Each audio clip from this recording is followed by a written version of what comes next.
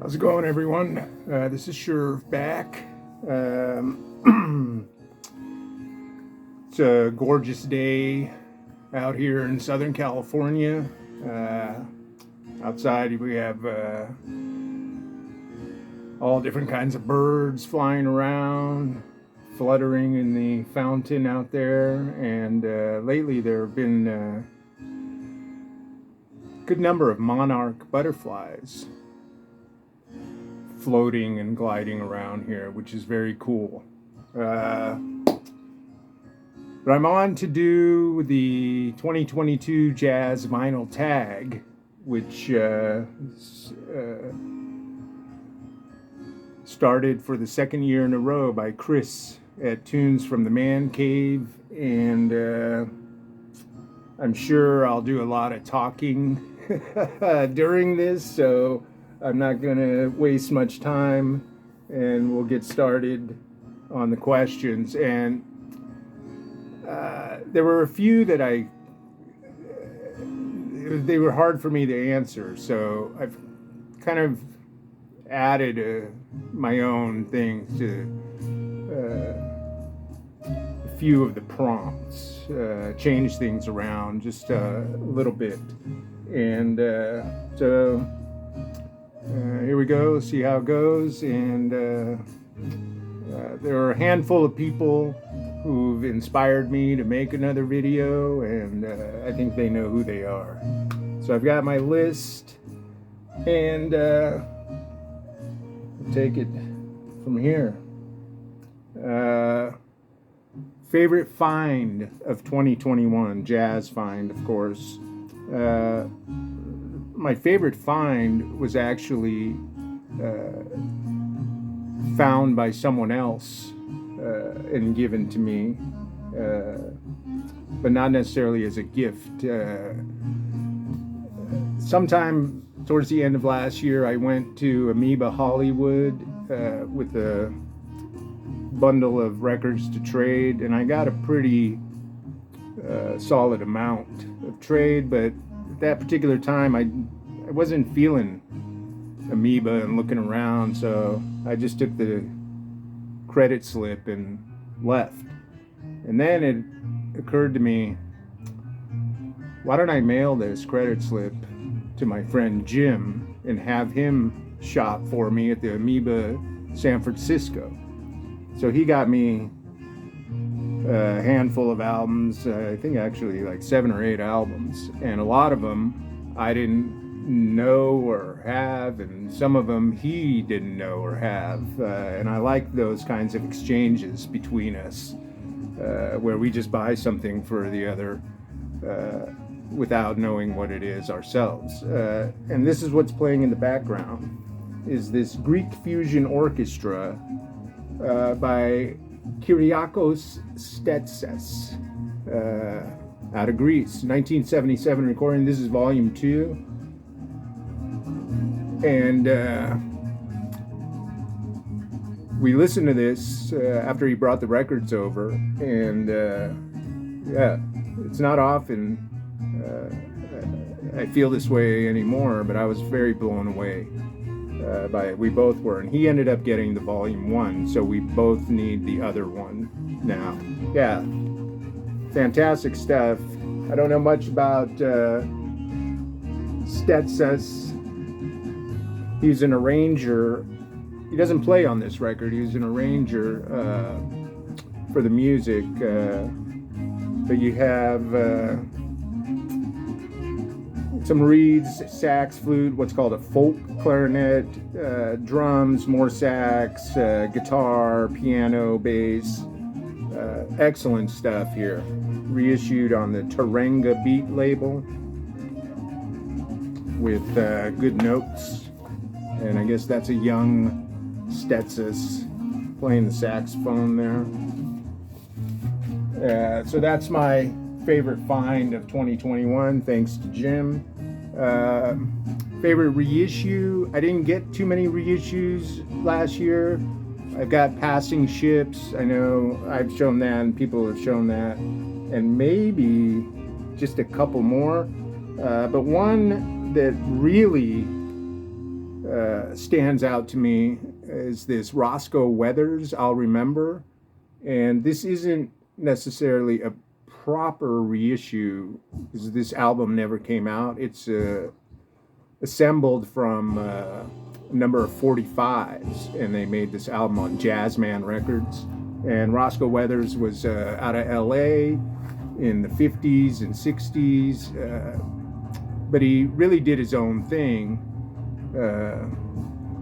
I'm sure he was associated a little bit with cats like Buddy Collette, Chico Hamilton, maybe Tapscott later on. He plays a lot of flute on this and saxophone, and there he is there. On the sticker it says, the very first survey of the Colt LA jazz flautist. I don't know about Colt, might be a little too harsh description. Excellent stuff here. Great flowing melodies, Latin-y flavor to some of these, and yeah, total of 11 songs. A lot of them are short, but he does have an 8-minute track, I'll Remember Clover, to end this. Fantastic Jazzman reissue, Roscoe Weathers. Favorite 2021 release, I don't even know if I have anything other than this that came out in 2021, and this was a gift from Michael at the channel Notes and Tones. He sent this to me last year. Michael, if you're watching, what's up? James Brandon Lewis, Jessup Wagon, fantastic stuff. On the Dow Forms label, William Parker is on bass here. Yeah, and this is inspired by the great botanist, agriculturist,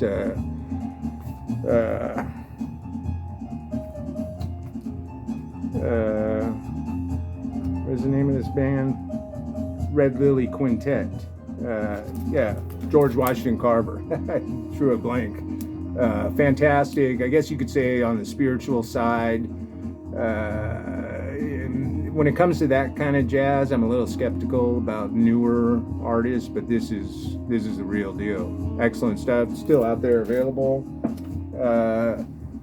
Album led by a saxophonist. I decided to go with the original, Coleman Hawkins, Hawk, and this is his last studio session from 1966. Released on Pablo in the mid-70s sometime.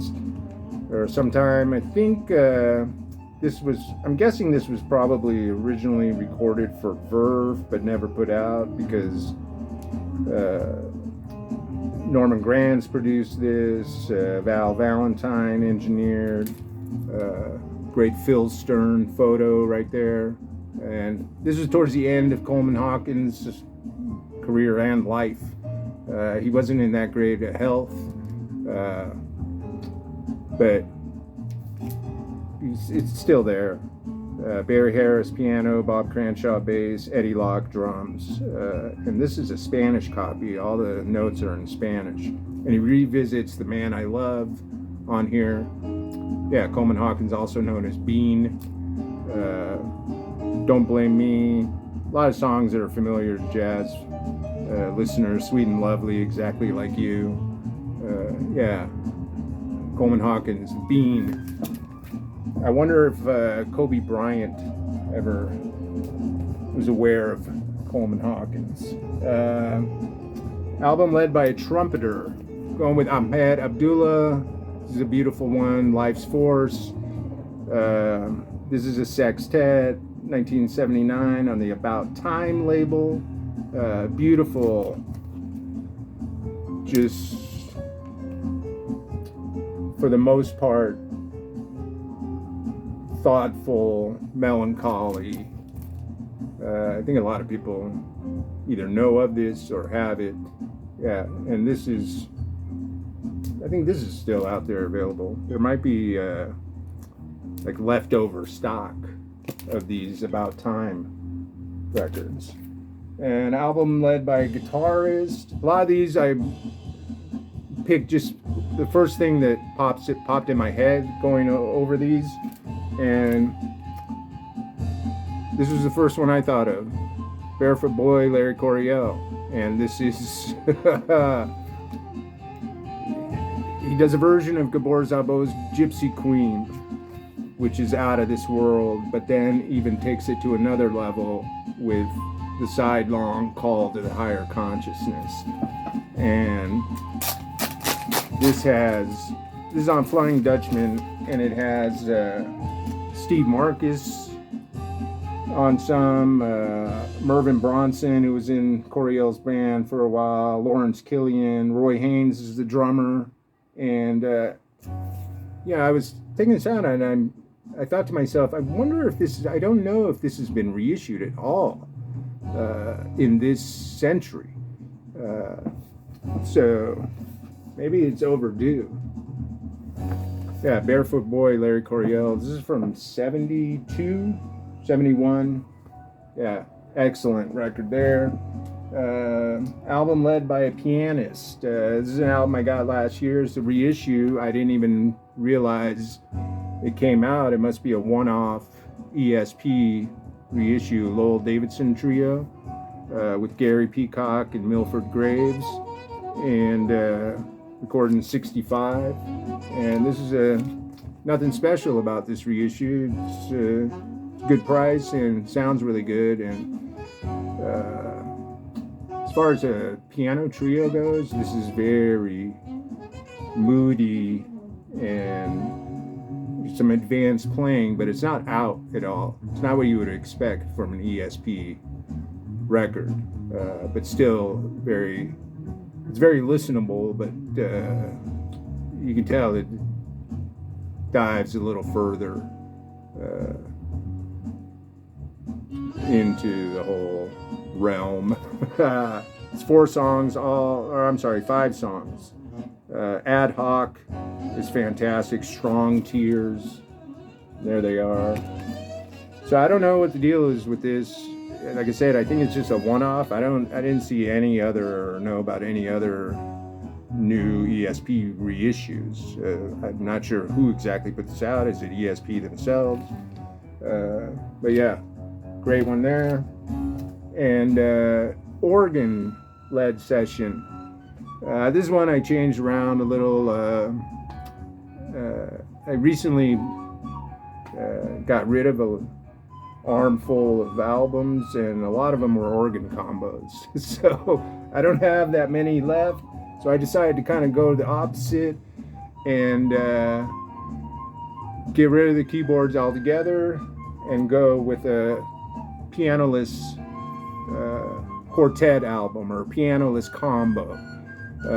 And the pianoless quartet with the 2-horn front lines, bass and drums, that's some of my favorite music. And this one, Special People, Andrew Surreal, is outstanding. And I think the reason I like this instrumentation so much is because on all these albums, you can going back to the Ornette Coleman stuff, to the Prince Lasha, a lot of the pianoless stuff, the bass is really, really prominent and stands out, and it drives the whole thing. And the bassist on this is Nick DiGeronimo, and with the brilliant Ted Daniel on trumpet and flugelhorn, David S. Ware, tenor sax, and Andrew Surreal, drums.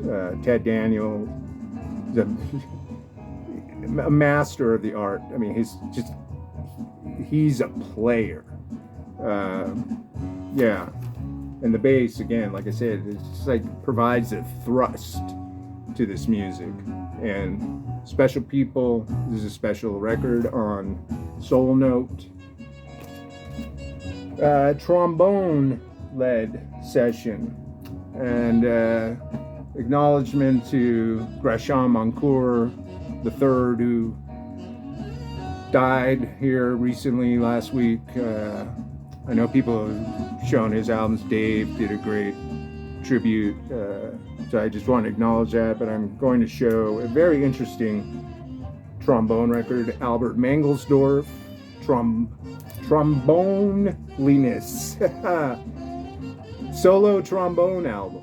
And this is a very interesting as far, I mean, there's no overdubs or anything. It was recorded in 1976, MPS, and I saw this and it was pretty cheap at the time. I thought, yeah, what could this be? And it's very nice, very engaging. 7 songs, all written by Mangelsdorf, with the exception of Duke Ellington's Creole Love Call, which is a nice one. But yeah, this is a very cool listen. Tromboneliness. And so to substitute some things out, I figure why not give the drummer some? So a drummer-led session. And this is Dwight James, Inner Heat.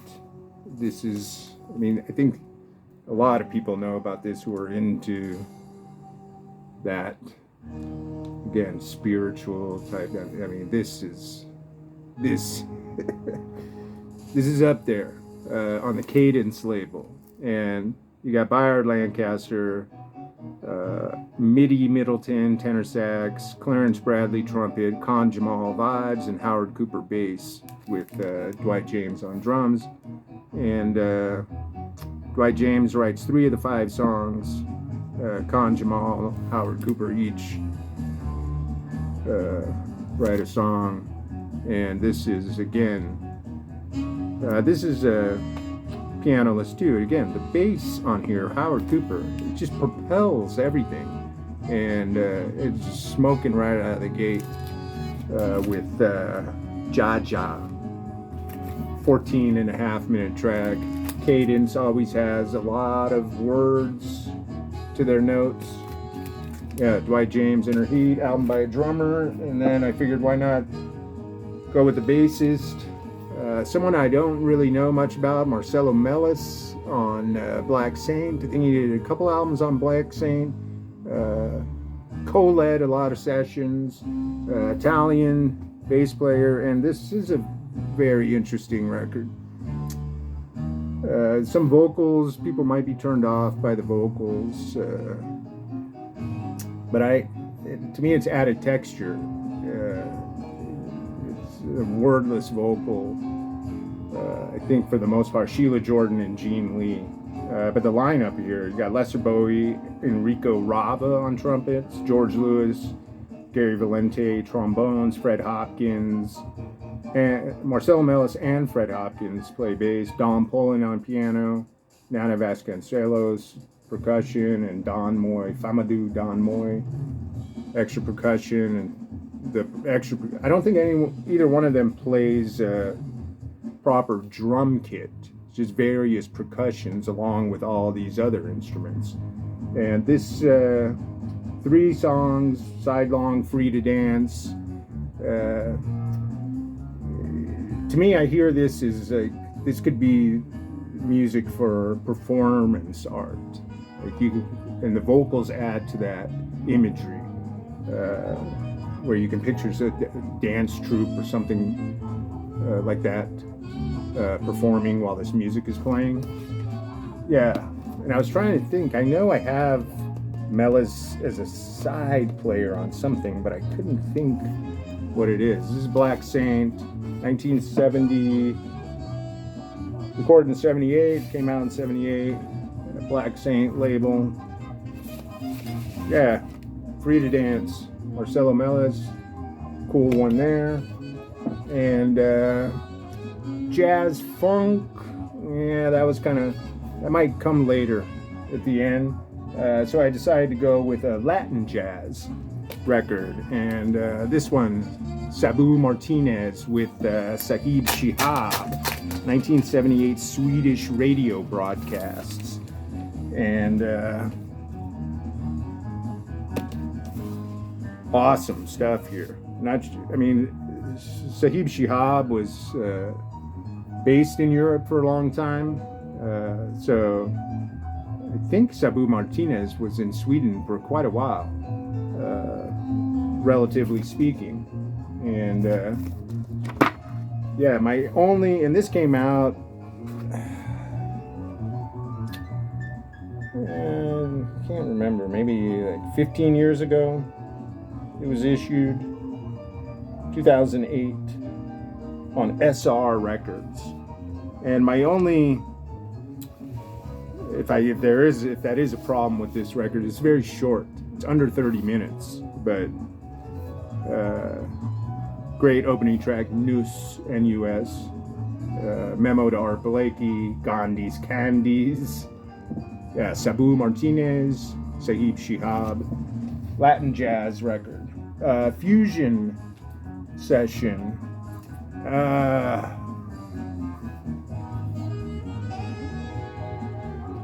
This is somewhat unconventional, but I think I've mentioned this before. To me, this is a great fusion record that was put together in 1980, Nine to the Universe, and this again shows just the absolute prowess of Jimi Hendrix. I mean, this is all recordings from 69 and 70, or no, actually all 69, and he's playing early fusion music. These are all instrumental jams. This is, at the time this came out in 1980, I don't think any new Hendrix, like legitimately released material had been out since probably 72, studio stuff. This is on Reprise. It's not like Midnight Lightning or Crash Landing.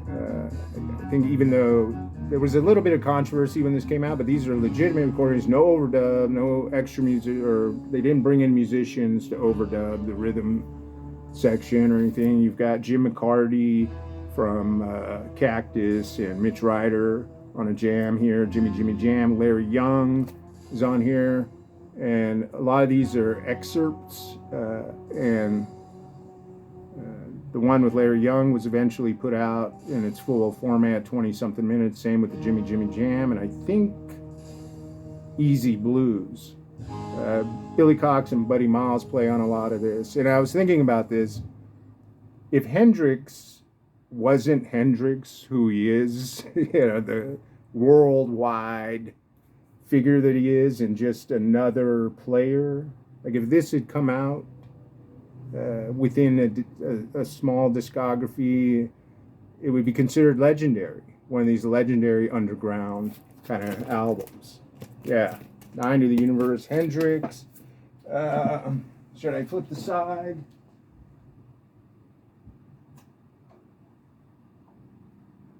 We'll keep going with this. And the next one is underappreciated album by an artist you love. It's hard for me to answer those kinds of questions, so I just made something up. Most peculiar cover for a jazz album, like a cover that just doesn't match what it is, what the music is, and I never have understood this cover. But this is George Adams, Don Pullen Quartet with Cameron Brown and Danny Richmond, Don't Lose Control. And great, this almost looks like a movie poster.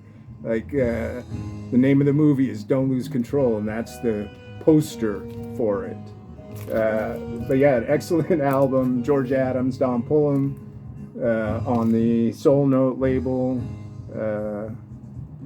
Danny Richmond, 1979. There you go. A peculiar jazz album cover. Live jazz album. Going into the 80s here. Mal Waldron from 1986 at the Village Vanguard. This is smoking. 2 tracks, one on each side. Status Seeking from his Quest album, and The Get Go, which is 75 song. That was from an album by Klaus Weiss, and they're both over 20 minutes. The Get Go is 25 minutes, but you don't get a sense at all of self-indulgency. I mean, not at all. Everyone is Oof, I mean, they're on. You got Woody Shaw, Charlie Rouse, Mal Waldron, Reggie Workman, and Ed Blackwell. And there's an Ed Blackwell solo on here. And when I listen to that solo, I can tell this is Ed Blackwell from Moo. It's the same style, and like if to me, it's interesting to make these connections because I'm listening to this solo and I'm realizing, wait a second, I know this drummer. That's the drummer from Moo. Yeah, there they are. Oh, another one on Soul Note. There's the label there. Yeah, great album. Recorded in 1986. It's Vanguard, and I guess this could be a super group. To me, almost all jazz are super groups. Yeah, Mal Waldron. So we'll go to super group. I almost wasn't going to do this, like I said, because it's about everything is super group. But then I've had this out and been listening to it a lot, and I figured, yeah, this would apply. This Geiger Lenz Marin. Beyond fantastic. I mean, this. I've been listening to this a lot lately, and it just takes me to other places. Guitar, bass, drums, some acoustic bass, some electric, and Peter Geiger, Gunter Lenz, Eddie Marin. And there they are. This is on the Niagara label, out of. Is this Germany? 26 minutes.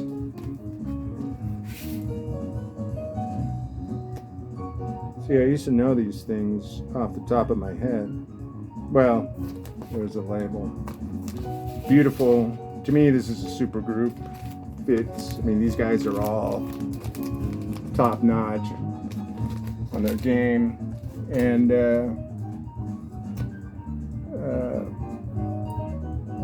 show a record by one of your favorite artists as a sideman. Again, it's hard for me to come up with this, so I kind of switch this around. I'm going to show an album as a leader by a known sideman, someone who's known more for being a sideman on things. And that's Cecil McBee, Compassion, the NJ label. And this is recorded at Sweet Basil, New York City, 1977. Starts out of the gate with Pepe Samba, Chico Freeman song, he's on here, and Chico Freeman just roars, just pure